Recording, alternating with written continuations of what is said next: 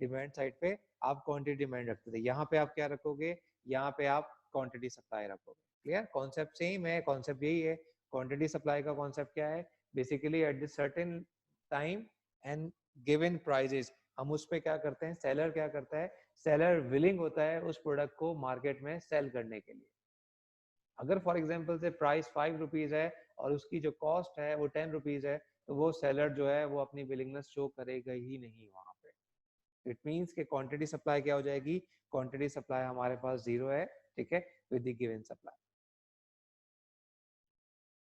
For example same like जो हमने चीजें हमने यहाँ पे देखी थी, ठीक है, हमने कहा कि डिमांड स्केड्यूल, सप्लाई स्केड्यूल कैसे बनता है, हमने कहा सप्लाई स्केड्यूल, हमने कहा कि फॉर एग्जांपल 1.3 से स्टार्ट हो रहा है, देखिए जो सप्लाई का हम प्राइस हमने ले रहे हैं 1.3 प्राइस के ऊपर जीरो क्वांटिटी सप्लाई, 1.3 के ऊपर जो क्वांटिटी सप्लाई है वो कितना है, 1.3 के ऊपर जो क्वांटिटी सप्लाई है वो जीरो है। वाई जीरो, जीरो क्यों आ रहा है, 1.3 के ऊपर जीरो का क्या मतलब है, जीरो को हम क्या लेंगे, 1.3 के ऊपर जीरो का क्या क्या क्या इस पे आ रही है, क्या चीज हम लेंगे,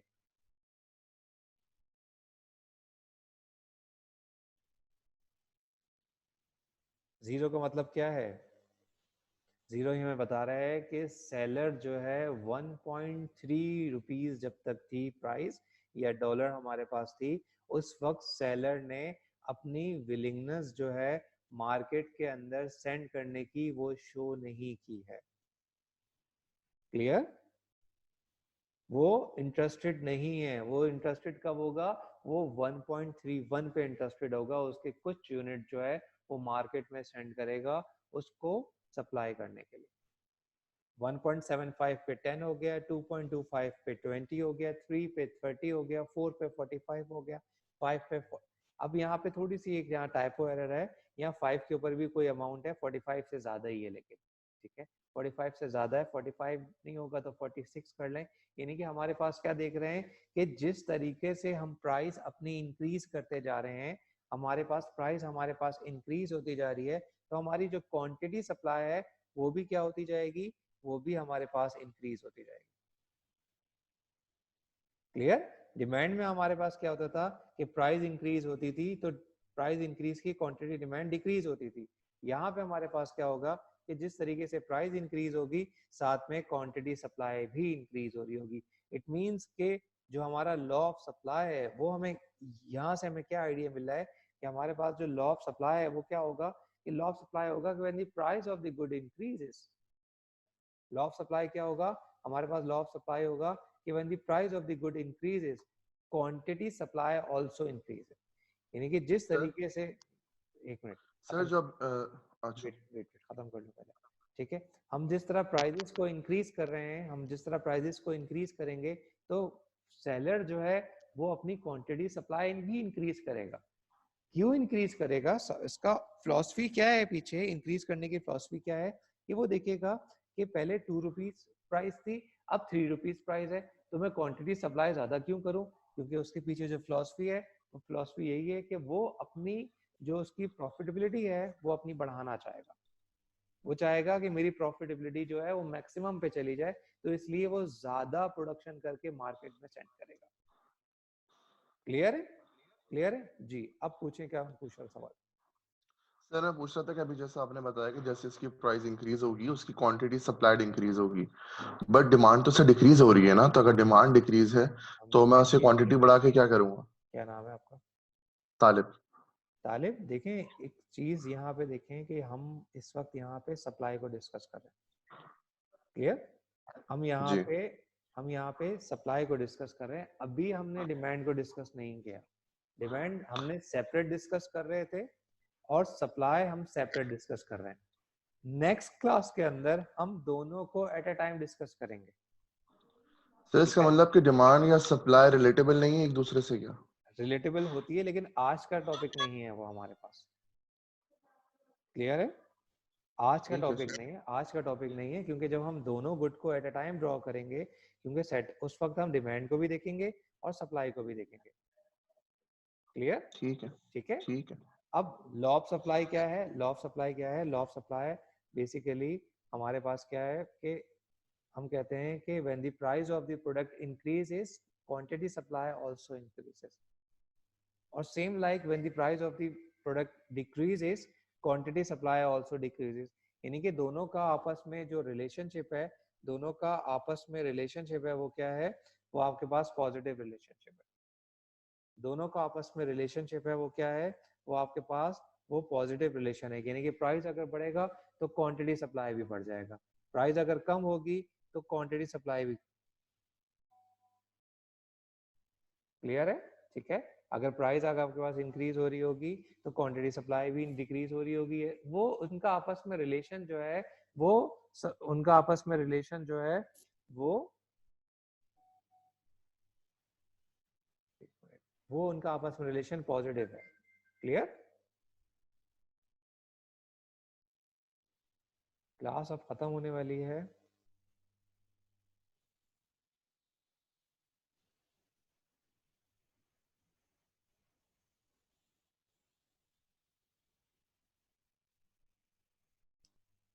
क्या सवाल था आपका?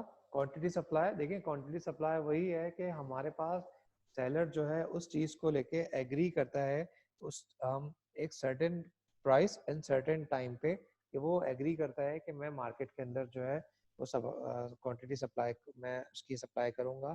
ठीक है, which is called quantity supply. ठीक है, सेम कॉन्सेप्ट क्वांटिटी डिमांड की तरह. अब हम इसको जल्दी जल्दी लेते हैं. What are the determinants?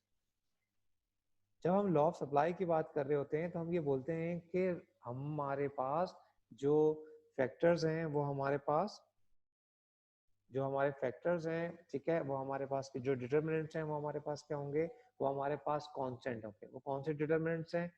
ठीक है, वो हम कहते हैं price of the goods, cost, labour यानी कि फैक्टर ऑफ प्रोडक्शन, टेक्नोलॉजीज, ठीक है, and price of the related goods. ठीक है, ये हमारे पास हम कहते हैं कि ये हमारे पास कांस्टेंट है. अब फॉर एग्जांपल ये आपके पास स्क्रीन पे, ठीक है, स्क्रीन पे जो है आपके पास ये एक चार्ट बना हुआ है. ठीक है, लॉ ऑफ सप्लाई. हमने कहा कि ये क्लियर है, विजिबल है, नजर आ रहा है?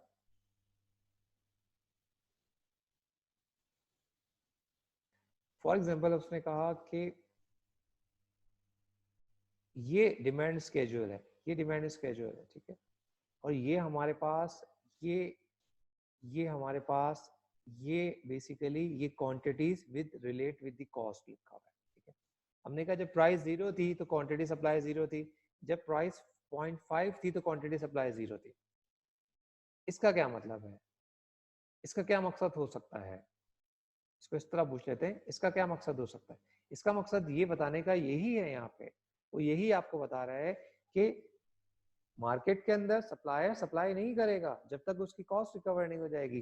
क्योंकि यहाँ पे देखो, इसको अगर आप देखते हो इस स्लाइड को, तो यहाँ पे नजर आ रहा है कि 0.5 रुपीज प्राइस के ऊपर जो क्वांटिटी सप्लाई वो कर रहा है, वो किस लिए कर रहा है, वो क्यों नहीं कर रहा? क्योंकि उसकी जो कॉस्ट है, फर्स्ट कॉस्ट जो है, first product, first output produce करने की कॉस्ट वो 0.75 है.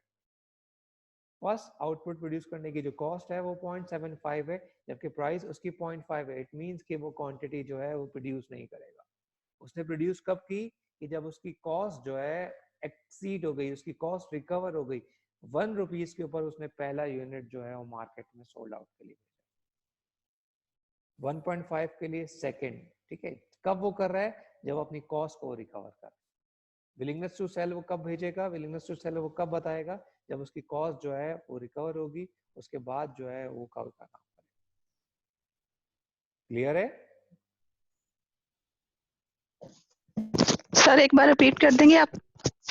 क्या चीज रिपीट करनी है? सर मैं अभी आई हूँ, मुझे क्लास का ही किसी ने ठीक से नहीं बताया हुआ था, तो प्लीज ये जो अभी स्लाइड आपने समझाई दोबारा रिपीट कर देंगे आप?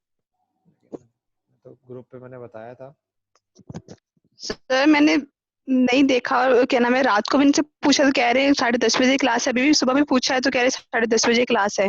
10:30 तो हो ही सकती ना, ये तो 11 बजे होगी या 8 बजे होगी. क्योंकि आप लोगों की अब I think regular class start हो गई है. बाकी टीचर भी तो क्लास लेना स्टार्ट कर रहे होंगे. खैर चलें, इसको छोड़ते हैं. अगर आपके पास एक ऑप्शन है कि आप मुझे अपना, मैं इसके बाद 10 बजे की क्लास भी लूंगा. ठीक है, अगर आप उसमें आना ओके चाहो सर, तो समझ में, ठीक है सर, मैं आ जाऊंगी। ठीक है, लेकिन आप मुझसे कांटेक्ट कर लीजिएगा ताकि मैं उसमें आपको बुक कर दूँ। अब फॉर एग्जांपल ओके आप सर। ये देखें कि हम यहाँ कह रहे हैं, एक बात इस पे देखें कि जब तक हमारे पास हमारी कॉस्ट जो है वो रिकवर नहीं होती है, हमारी कॉस्ट रिकवर नहीं होती है, जब तक हम मार्केट में उसको सोल्ड के लिए, क्योंकि हम सेलर हैं, हमें अपना प्रॉफिट चाहिए, हम सेलर हैं, हमें अपना प्रॉफिट चाहिए।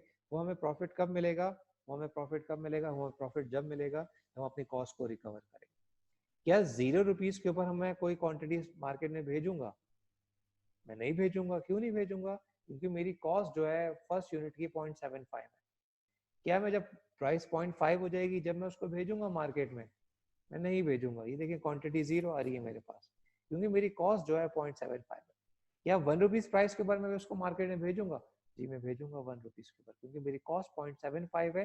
तो मैं ये क्या कर रहा हूँ, मेरी वो रिकवर हो जाएगी, इसलिए मैं भेजूंगा। क्लियर? क्लियर है? ठीक है। हमने कहा कि इसी को देखते हुए हमने सारी को देखा कि हमने कहा जब हमारी सेकंड यूनिट की प्राइस 1.5 थी, उसकी कॉस्ट 1.35 है, जी मैं भेज दूंगा उसको मार्केट के अंदर, सोल्ड आउट करूंगा, मैं सप्लाई करूंगा। क्लियर है? ठीक है। तो हम इसी को देखते हुए हमने आगे कहा कि हमने कहा कि अब आप ये देखो कि ये हमारा प्राइस स्केड्यूल है, 0.5 के ऊपर 0 कहा है, हमने कहा 0.5 के ऊपर 0, 0 के ऊपर 0 नहीं कहेंगे हम लोग, क्योंकि 0 के ऊपर 0 यहाँ पे नहीं हो सकता। हम कहते हैं कि यहाँ पे नहीं होगा। हमने कहा 0.5 के ऊपर या 1.9 के ऊपर, ठीक है, क्योंकि सप्लाई की जब बात करोगे तो सप्लाई या इकोनॉमिक्स में जब बात करते हो तो 1.1 या 0.5 की जो है इतनी इंपॉर्टेंस नहीं है जितनी 1 की इंपॉर्टेंस, क्योंकि आपके पास बेसिकली क्या है कि आपके पास इंपॉर्टेंट, इतनी इंपॉर्टेंट क्या चीज है, इंपॉर्टेंट सारी चीजें होती हैं रियल नंबर्स में, फिगर 1 2 3 4। हमने कहा 0.5 के ऊपर 0 है तो 1 के ऊपर जो है वो क्वांटिटी 1 होगी। हमने अपने स्केड्यूल को देखते हुए, ये सप्लाई स्केड्यूल है, ये डिमांड स्केड्यूल नहीं होगा, ये सप्लाई स्केड्यूल को देखते हुए हमने बेसिकली क्या किया है, अपना सप्लाई कर्व को ड्रॉ कर लिया। जैसे जैसे प्राइस बढ़ रही है वैसे वैसे क्वांटिटी सप्लाई जो है वो इंक्रीज हो जाएगी। यही हमारे पास लॉ ऑफ सप्लाई समझा। क्लियर है? ठीक है, आज के लिए इतना ही रख लेते हैं। ठीक है, अटेंडेंस मैंने ले ली थी, दोबारा, क्योंकि मैंने जो लोग उस वक्त थे उनकी मैंने ले ली थी। यहाँ पे मैं कॉल आउट तो नहीं कर सकता, मैंने